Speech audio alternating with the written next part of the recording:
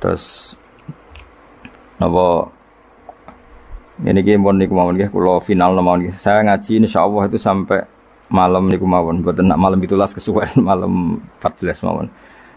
Karena biasanya kalau sarang tanggal 15 ya. Terus kalau ngaos ngantos malam 14 berarti 14 kalau malam 14 napa? Ramadan terus kula ngaos badhe isak namung napa? Niki napa iki? Berjanji utawa tiba wae terserah kula. Badhe subuh kula ngaos kitab Mbah Mun. Badhe zuhur napa? Syariatul Khalidah. Kersane fokus. Terus kula badhe nerangaken nggih. Dados rungokno nggih. Dadi problem utama Kanjeng Nabi Muhammad sallallahu alaihi wasallam ketika memaklumatkan diri jadi nabi niku piyambake niku wong Arab. Arab niku tiyang Mekah. Wong Mekah niku terkenal ummiyah niku goblok-goblok, tidak terpelajar. Sehingga itu menjadi masalah besar bagaimana mungkin seorang nabi Sayyidul Awwalin wal Akhirin kemudian dari daerah yang sangat minus pendidikan apa? Minus pendidikan. Sehingga ketika Nabi memaklumatkan jadi nabi itu orang pertama protes itu orang Yahudi. Makanya masyhur, andai kan Muhammad itu nabi dan ada nabi akhir zaman, pastilah kita. Cara pikiran Yahudi pastilah kita. Karena orang Yahudi kita tahu Yahuda bin Yakub bin Ishak bin Ibrahim. Eleng-eleng napa? Yahuda bin Yakub bin Ishak bin Ibrahim. Nah Yahuda niki dulur barpe Nabi Yusuf, sinten? Dulur barpe Nabi Yusuf. Sehingga secara nasab itu terus dimasalahkan Nabi. Nah, karena Nabi itu dimasalahkan, delalah kersane pangeran, mbah-mbah Nabi itu punya tradisi yang menunjukkan bahwa beliau itu tidak pernah bohong. Misalnya yang paling dekat kita tahu adalah Muhammad bin Abdullah bin Abdul Muthalib. Abdul Muthalib ini orang yang suka tawaf ning Ka'bah. Suka tawaf di Ka'bah, kemudian ada pintu di Mekah namanya Babu Syaibah, apa? Babu Syaibah atau Babu Bani Syaibah. Terus sampai tok wau Ilyas. Ilyas itu wa huwa awwaluman ahdal budna ila rihabil haramiyah. Ada tradisi memberi hadiah ke Ka'bah. Singkat cerita, Imam Berjanji ini termasuk Sayyid Al-Husaini, Imam Berjanji itu namanya Ja'far bin Hasan Al-Berjanji ini.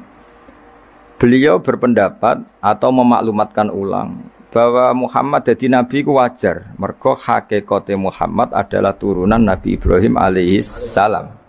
Berarti sama dengan klaim mereka kalau mereka mintoriki Ishak, ya nabi-nabi kayak Nabi Yusuf kan mintoriki Ishak, berarti kan Yusuf bin Yakub bin Ishak bin Ibrahim. Dan kita tahu secara mujma'aleh Ishak ini punya saudara lebih tua namanya siapa? Ismail. Nah Kanjeng Nabi ini zuriyahnya sinten? Ismail.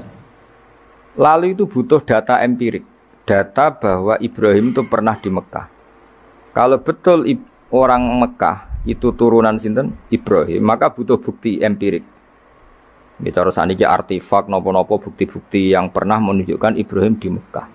Ini terus dijabek pangeran ketika orang Yahudi meragukan status nasabnya sinten Nabi Muhammad, terus pangeran rangno fihi ayatum bayinatum maqamu Ibrahim, bahwa Ibrahim benar-benar pernah di Mekah. Di situ ada batu yang pernah diinjak Nabi Ibrahim. Jadi makom itu bukan kuburan tapi apa? Sesuatu yang pernah didomisali, ya, atau pernah diinjak. Jadi malah mereka darani makom Ibrahim niku batu yang diinjak Nabi Ibrahim ketika bangun apa? Ka'bah. Ya karena mukjizat terus bekas. Dan bekas itu mulai dulu orang yakin dan pasti itu sisa atau bekas kakinya Nabi Ibrahim. Lana Ibrahim nate urip teng Mekah karena sampai bangun Ka'bah. Apalagi dulu bangunnya pasti lama. Berarti mungkin sekali Ibrahim meninggalkan dzurriyyahnya di Mekah. Makanya Quran terus cerita bahwa Ibrahim niku ngendikan ketika mau meninggalkan Mekah, inni askantu min dzurriyyati biwadin ghairi dzar'in inda baitikal muharram. Terus ada kepastian, makanya Quran ayat-ayat itu masih menjawab keraguan orang Yahudi bahwa Muhammad kenapa jadi nabi, dia itu anaknya siapa, turunannya siapa. Padahal di Taurat dan Injil jelas aturan nabi itu zuriyatam ba'duha. Enggak boleh Nabi turunannya Parlan itu tidak boleh. Turunannya Karmen itu tidak boleh. Ribet. Apa? Ribet. Nabi itu harus turunan Nabi. Bukan karena Allah itu asobiah, ndak. Masyarakat itu lebih ikhlas. Misalnya Nabi, turunannya Nabi, bayi Nabi hormat kan enak. Bapak Ewe Soleh, bayi Soleh, buyute Soleh. Misalnya Nabi sebagai Karmen katokan cekak kan yo bingung. Ora dihormati bapaknya Nabi, dihormati katokan cekak main gaple. Kan yo bingung. Jadi aturannya harus itu. Lho nak kiai oleh kiai kan ndak maksum, derajatnya kan di bawah. Pemenang kiai maklar tambah oleh soane sapa oleh. Ini masalah Nabi apa? Orang yang spesial. Itu harus bapaknya spesial, mbahnya spesial, buyutnya spesial. Nah. Sehingga aturan jadi nabi itu memang harus dzurriyatam ba'du hamba. Kalau kiai boleh. Kalau mana maklar tambah boleh. Tapi kalau nabi tidak boleh. Nah, aturan-aturan itu ada di Taurat dan Injil. Makanya yang pertama disoal orang Yahudi, kalau Muhammad nabi itu bapaknya siapa, mbahnya siapa. Dan Sayyid Barjanji ini yang ngarang Barjanji itu kitab yang sangat ilmiah. Makanya kata Mbah Mun, meskipun ada simtuduror, orang itu nggak boleh meninggalkan Barjanji karena kitab madaih yang mamlu'ah bil ilmi itu Barjanji. Tapi yang isyek itu simtuduror, ya. Tapi yang tua itu Barjanji. Makanya alhamdulillah kita Murtiro Kadari itu dibaca semua. Meskipun nggak paham semua, soalnya diwaca kabeh. Karena kita yang bisa menjawab tuduhan orang Yahudi Nabi anak Esopo itu kita Barjanji. Barjanji tahu betul kalau masalah utama Nabi adalah anaknya siapa, mbahnya siapa. Makanya beliau ngendikan wa ba'du fa'aqulu wa Muhammad bin Abdillah. Logikanya gampang. Kalau orang modern saja tahu bapaknya siapa, mbahnya siapa, buyutnya siapa, itu artinya nggak ada yang fiktif. Ukuran sejarah fiktif ndak itu ditandai dengan satu kuburan, dua artefak. Itu nggak mungkin nama-nama itu fiktif. Buktinya apa? Di Ka'bah mulai dulu zaman Quraisy ada Babu Bani Saibah, Babu Bani, dan Abdul Muthalib namanya itu Saibah karena mulai kecil beruban. Jadi kata Saibah itu mulai kecil apa? Beruban. Karena perilakunya terpuji, terus orang Mekah darani Saibatul Hamdi, apa? Saibatul Hamdi. Nah, karena dia pernah melayani saudaranya Hashim namanya Muthalib. Ya kita tahu Muhammad bin Abdillah bin Abdul Muthalib bin Hashim. Nah, Hashim ini punya saudara namanya Muthalib, apa? Nah, Abdul Muthalib kecil itu pernah derek Muthalib pamannya, ya. Abdul Muthalib kecil, berarti Saibah ini apa? Pernah derek pamane sing bernama Muthalib. Nah, Muthalib wonge gaya, pasti takoki wong, "Iwa pam, budakku." Nah, sehingga Saibah itu terus diceluk Abdul Muthalib. Ya rodok sial lah sini. Jadi pamannya itu gaya, kan ganteng. Saibah ini ganteng. Kalau jalan-jalan sama pamannya, jenenge sinten? Muthalib. Iku diaku budake. Iki sapa? Abdi, iku budak. Terus akhirnya jenenge Abdul Muthalib. Jadi wong Arab paham ya? Tapi namanya Syaibah, nama Syaibat, makanya wasmuhu Syaibatul Hamd. Mane karo asa iskal, bae Nabi ono jenenge kilap. Kilap maknane asura ngono lek mikir jenenge iku hakim.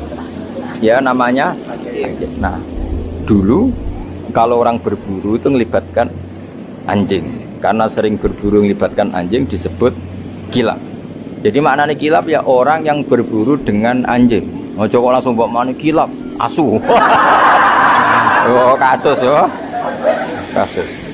Makanya itu hebatnya Imam Barjanji. Beliau darani wasmuhu Hakim bin Murrah. Jenenge kilap iku Hakim. Ya paham napa? Jenenge kilap niku Hakim. Sebagian ulama darani kilap itu isim sifat. Napa? Jadi kalabayak libu kalban itu anjing sendiri dinamai kalbun itu sebenarnya sudah isim sifat. Bukan alam murtajal ya, tapi alam mangkul ya, alam apa mangkul. Kalau dalam ilmu nahwu itu alam mangkul. Jadi begini ya, tak terang nahwu ya. Alam itu ada dua, ada alam mangkul, ada alam murtajal. Tapi hampir semua alam itu mangkul. Ya, semua alam itu hampir semuanya itu mangkul. Mangkul itu satu nama yang diambil dari satu makna dalam kosakata, apa? Dalam kosakata. Misalnya Hamida, Yahmadu, Hamdan, apa? Hamida, Yahmidu, Hamdan atau Yahmadu, Hamdan. Hamdan maknanya pujian, apa? Kemudian Nabi karena orangnya sifatnya terpuji disebut Muhammad, orang yang dipuji. Sehingga nama ini potensi rubah-rubah. Di Taurat itu Nabi gak disebut Muhammad, disebut Ahmad. Di Injil juga disebut Ahmad. Itu tidak masalah karena Hamida Yahmadu, ya saya ulang lagi, Hamida Yahmadu. Berarti kalau ingsun Ahmadu, saya muji. Karena Nabi itu orang yang sering muji Allah, menamakan dirinya Ana Ahmadu. Saya ini pemuja Allah. Berarti ana uta ingsun niku Ahmadu muji sapa ingsun Allah ing Allah. Sehingga ketika Nabi misalnya di Injil disebut Farqolit, Munahama, enggak masalah. Selama ini klaimnya orang Yahudi dan Taurat, di Injil Taurat itu enggak ada kata Muhammad, ya tentu enggak ada karena Injil Taurat itu bahasa Ibrani, no?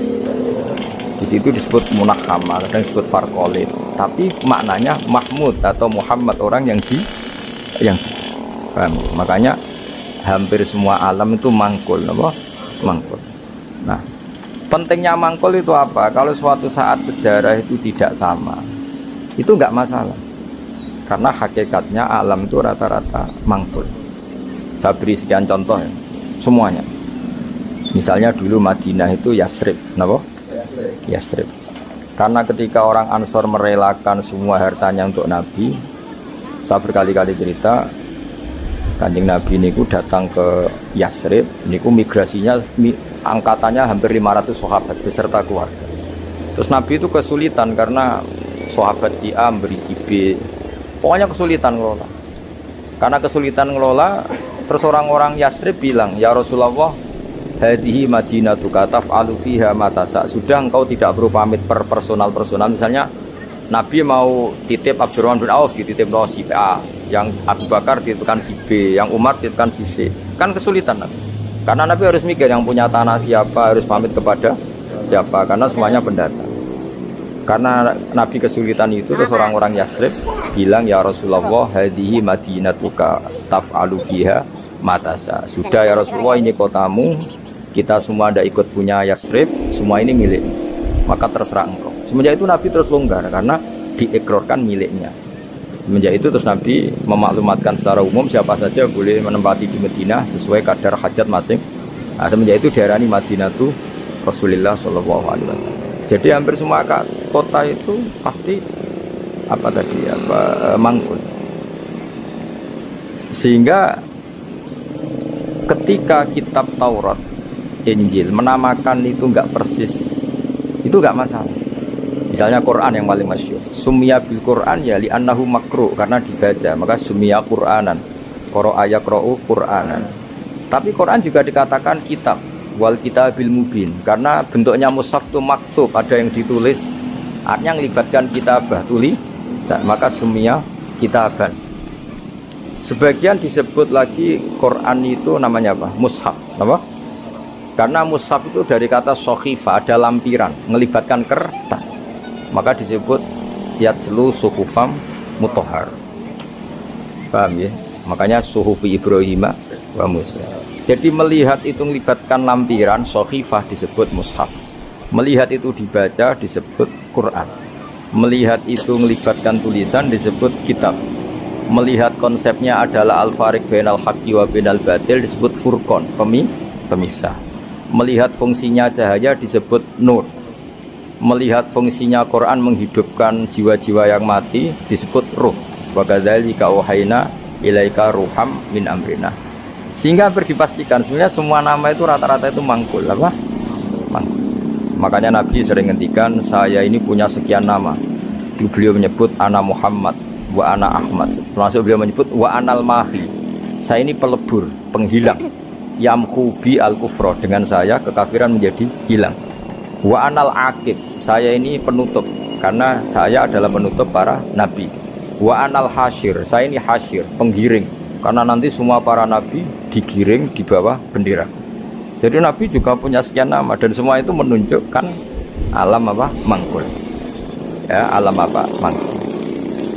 Nah sekarang asmani babai Nabi itu jelas gak fiktif, karena tadi orang Arab tahu semua orang kafir pun tahu. Kalau di Mekah ada Babu Bani Syaibah, pasti ada orang bernama Syaibah, karena ada Bani Syaibah, turunannya Syaibah. Dan itu siapa? Abdul Muttalib. Dan itu siapa? Abdullah. Itu siapa? Muhammad. Dan itu butuh bukti artefak. Makanya terus Allah menjawab fihi ayatum bayyinatum maqamu Ibrahim. Nah, Bukti setelah Ibrahim, kan Ibrahim akhirnya kembali ke Palestina atau ke Syam. Lalu buktinya apa kalau dzurriyyahnya Ibrahim itu ada di Mekah? Terus Nabi Ibrahim dimaklumatkan oleh Quran bahwa beliau sempat ngendikan ini askantu min dzurriyyati biwadin ghairi dzar in inda baitikal muharram. Ya Allah, sebagian anak turunku tak letakkan di Mekah. Itu kalimat min dzurriyyati itu kalimat yang paling objektif. Ada kata min, sebagian. Karena kalau Ibrahim bilang dzurriyyati maka bohong, karena ada Ishak yang di Palestina. Paham ya? Makanya disebut min, bahwa sebagian anakku tak letakkan di sini. Karena sebagian yang lain di Palestina. Maka kata min dzurriyyati ini bukti bahwa Quran itu mukjizat betul, yaitu memang faktanya Ibrahim itu ada yang di Palestina, yaitu Ishak, Ishak yang di Mekah, Ismail. Nah, ini disebut min dzurriyyati, apa? Terus Ibrahim menghentikan biwadin, di lembah. Sebab itu Ka'bah itu di cekungan paling bawah. Bukti sejarah juga membuktikan seperti itu. Mulane kula seneng Ka'bah kena banjir bolak-balik rubuh niku kula seneng. Karena mboten seneng dari segi cemoan mboten. Itu bukti empirik. Iku hikmahe kena apa Ka'bah rubuh bolak-balik. Andai kan enggak rubuh bolak-balik karena banjir, orang susah nyari sejarah. Ketika Nabi umur 35 Ka'bah rubuh mergo banjir. Zaman Umar ya rubuh. Karena tadi Ka'bah itu di cekungan paling bawah. Quran memaklumatkan bahwa Ka'bah itu biwadin, di cekungan paling bawah. Itu ada Jabal Abi Qubais di cekung gunung, Ka'bah paling bawah. Nah, karena Ka'bah ini zaman Nabi Adam itu rob wa tumain. Jadi ketika Adam mau haji, tanya sama ya Allah saya harus kemana? Ya sudah ke Ka'bah. Titenane sebuti Gusti, ada rob wa tumain, ada roh wa tumain. Ada cekungan dalam tempatnya air. Itu jenis Ka'bah. Zaman itu belum ada bangunannya, yaitu sudah namanya Ka'bah. Terus Ibrahim sesuai panduan itu bikin bangunan di sini. Bisa kamu bayangkan dengan bangunan di cekungan paling bawah di sekelilingi gunung, kan mesti kegerojok ke air. Makanya setiap banjir itu Ka'bah rubuh. Apalagi ya nggak ada semen, nggak ada terus dilapisi baja, nggak ada tuh, pasti rubuh. Justru itu bagus. Bagus dari segi bahwa shadaqallahul adzim ketika mengistilahkan Ka'bah itu biwadin. Paham ya? Biwadin. Sehingga sekarang alhamdulillah pemerintahan Wahabi meskipun gitu sampai sekarang Ka'bah itu dari Masjid Haram tetap ke bawah. Tidak ya mesti apa? Ke bawah, tetap di cekungan. Sampai sekarang desainnya Ka'bah tetap ya kita di Masjid Haram masuk itu nanti kalau mau ke Ka'bah mesti turun ke bawah sampai sekarang. Wiling-wilingan statusnya Ka'bah itu biwadin ghairi dzar'in inda baitikal muharram. Lah ini penting. Sehingga orang-orang yang mengingkari nubuah pun percaya kalau Muhammad turunan Ibrahim karena semua data mengarah. Jadi Ka'bah kena banjir ono hikmah. Ojo kok malah nggo ilmu jaduk jare omahe pangeran kok rubuh. Ora sing jaga sapa? Wong goblok. Jadi Allah kalau bikin sesuatu itu pasti hikmahnya besar. Baru era Umar terakhir di kebijakan Jabal Abi Qubais itu dijebol supaya air tersalur keluar, tidak semuanya mengarah ke Ka'bah. Tapi itu bagus. Ijtihadnya Umar ya bagus. Tapi kenapa zaman Nabi ijtihad itu tidak ada? Memang nggak perlu ada zaman itu. Karena justru rubuhnya Ka'bah mergo banjir itu bukti benar-benar biwadin. Karena di cekungan paling bawah, maka rawan kena banjir. Logika rasionalnya kenapa di situ ada Zam-Zam? Ya karena logikanya gampang. Secara umum, meskipun Allah itu kuasa bikin mukjizat, tapi tetap ada nilai rasionalitasnya. Nilai karena Ka'bah itu di cekungan terbawah, maka mata air ya di situ. Paham ya? Makanya Zam-Zam ya dekat Ka'bah. Meskipun Allah bisa bikin air di puncak gunung, tapi itu kan mboten lucu, maksudnya normali sumberan ning cekungan. Kan ora lucu. Banyu milih munggah kan ora lucu. Darani sulapan malah ribet kan. Jadi Allah itu meskipun kuasa melakukan apa saja tetap gadah ajro alamat rodil adat atau alamut torodil adat. Sesuatu dibikin itu sesuai adat. Nah, termasuk adat orang soleh itu turunannya orang soleh, turunan saleh. Makanya dzurriyatam ba'duha. Nggak jogeman, kalau suwun jogeman ninggal berjanji. Karena kitab berjanji itu yang paling madhu Nabi, muji Nabi min haitsul ilm. Sangat fanatik menjawab gugatan pada Nabi dari segi ilmu. Termasuk beliau yang kalau kita ahli sunnah kan yakin bapaknya Nabi, bayi Nabi sampai Nabi Adam semuanya mukmin. Kalau ada kubu sebelah yang darani bapaknya Nabi neraka, mbaknya Nabi neraka, itu pasti kita tentang. Karena wa kaifalah wasayyidul akramu sallallahu alaihi wasallam wasitatul muntaqo. Bagaimana kamu katakan bapaknya Nabi kafir, mbaknya Nabi kafir, sementara diliwati Nur Muhammad. Mosok Nur diliwatno barang sing najis. Itu sudah agak ketemu nahlar. Makanya logika yang dibangun Imam Barzanji, bagaimana Nur Muhammad yang suci kemudian kamu yakini liwat najis, yaitu nak bapaknya Nabi kafir, mbaknya Nabi kafir, berarti Nur ini liwat suatu sing najis. Nah, itu paradok, no? Makanya Dawi tiba wa kaifalah wasayyidul akramu sallallahu alaihi wasallam wasitatul muntaqo. Bagaimana enggak mbah-mbahnya Nabi suci, wong itu liwatane Nur yang Nah, terus ada beberapa iskal kecil. Iskal kecil misalnya, lalu bagaimana dengan sejarah yang populer kalau Azhar itu bapaknya Ibrahim, sementara Azhar terkenal kafir. Nah, itu oleh ulama dijawab, ketika Nur Muhammad masih di Azhar itu dia belum kafir. Setelah Nur ini pindah ke Ibrahim, berarti Azhar wis melompong tanpa Nur Muhammad, baru soro kafiron, baru setelah itu Azhar menjadi kafir. Jadi kafir terlambat kira-kira Azhar. Zaman ditunggani Nur Nabi itu tidak. Paham ya? Pak gue yang mana pondok lu cek apal juz sama sekali mulai wis ora apal. Nah, atau jawaban kedua, Azhar dikatakan bapak itu majas, hakikatnya hanya paman, apa? Paman. Jadi ada jawaban dua ulama ya. Yang satu menjawab apa? Madama Nur Muhammadin fi Azhar, masih dia Muslim atau mukmin. Ketika Nur Muhammad sudah pindah ke Ibrahim, berarti Azhar kan melompong. Nah ini terus soro kafiron. Atau sebagian ulama jawab Azhar itu paman, disebut bapak itu majas. Tapi jawaban itu menurut saya tidak setuju yang normal saja, karena nanti sore Imam Ghazali zalat sikoh bil alfat, nanti keribetan apa? Orang kemudian nggak percaya dengan lafaz, karena setelah pada kata bin itu tenan Torah, karena ada kemungkinan majas, kan terus ribet. Makanya banyak ulama yang milih jawaban pertama ya, madama nurun nabi fi Azhar, itu Azhar belum kafir. Setelah ada intiqalun nur, peralihan nur ke Ibrahim, Azhar baru kafir. Yaitu biasa, itu lebih gampang. Tapi kita tetap yakin bayi Nabi, bapak Nabi ila Adam niku semuanya mukmin. Nah, alasannya apa? Wa kaifalah wasayyidul akramu sallallahu alaihi wasallam wasitatuhul muntaqo.